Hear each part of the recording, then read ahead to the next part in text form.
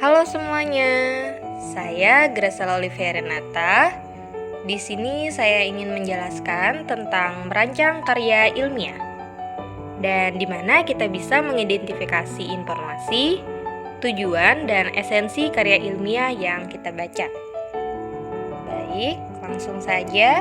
Sebelumnya kita harus mengetahui dulu apa itu merancang karya ilmiah. Jadi, merancang karya ilmiah itu adalah salah satu jenis karya tulis yang berisi berbagai informasi. Informasi tersebut merupakan hasil pengamatan dan penelitian. Karya tulis disusun dengan metode ilmiah, yakni metode yang berdasarkan cara berpikir yang sistematis dan logis. Nah, jadi untuk mengidentifikasi informasi, tujuan, dan esensi karya ilmiah yang dibaca, di dalam karya ilmiah itu ada bentuk penyajian. Yang pertama, bentuk populer. Yang kedua, bentuk semi formal. Yang ketiga, bentuk formal. Nah, jadi untuk bentuk populer adalah karya ilmiah. Bentuk ini bisa diungkapkan dalam bentuk karya ringkas. Ragam bahasanya bersifat santai atau populer. Karya ilmiah populer umumnya dijumpai dalam media massa seperti koran atau majalah. Untuk bentuk semi formal, bentuk karya ilmiah semacam itu umumnya digunakan dalam berbagai jenis laporan biasa, yaitu makalah. Untuk bentuk formal, karya ilmiah bentuk ini disusun dengan memenuhi unsur-unsur kelengkapan akademis secara lengkap, seperti dalam skripsi, tesis, atau disertasi. Nah, jadi di dalam karya ilmiah bentuk populer, ciri-cirinya yang pertama memiliki kalimat sederhana, yang kedua lancar, yang ketiga tidak berupa senda gurau, yang keempat tidak bersifat fantasi atau disebut dengan rekaan.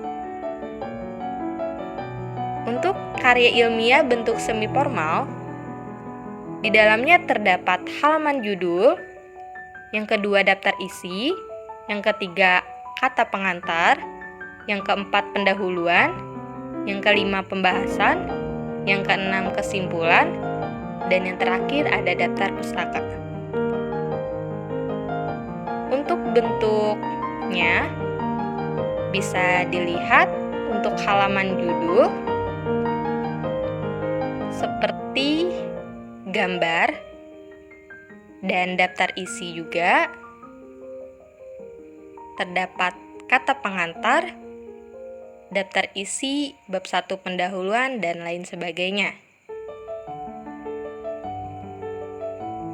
Berikut untuk gambar-gambar contoh yang terdapat dalam makalah.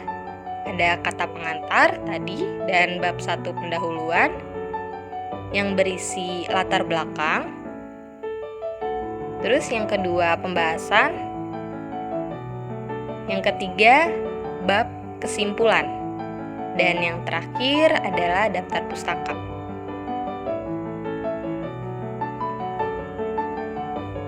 Selanjutnya ada karya ilmiah bentuk formal.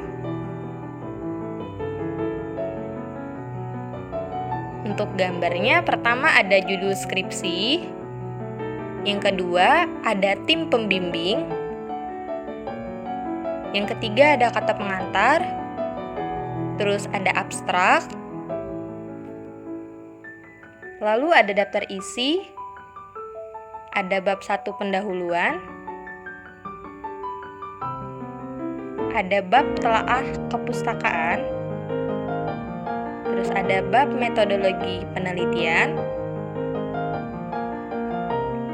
ada bab pembahasan hasil penelitian, ada bab kesimpulan dan rekomendasi, ada daftar pustaka, lampiran, dan yang terakhir harus ada riwayat hidup.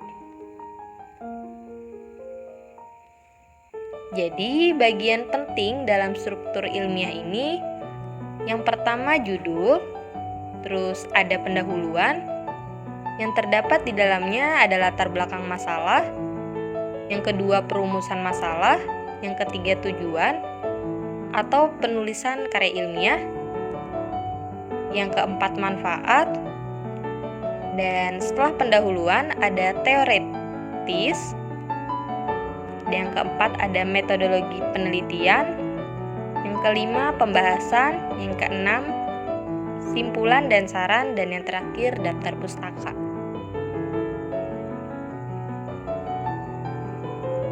Untuk menemukan informasi yang dikembangkan menjadi karya ilmiah. Cara menemukan informasi tersebut ada secara sistematis, yang kedua logis, objektif atau disebut dengan impersonal, dan faktual. Untuk sistematis, susunan teks itu diatur dengan pola yang baku, dimulai dengan pendahuluan, diikuti dengan pembahasan, dan diakhiri dengan kesimpulan. Untuk logisnya, isinya dapat dipahami dan dibenarkan oleh akal sehat, antara lain didasari oleh hubungan sebab akibat.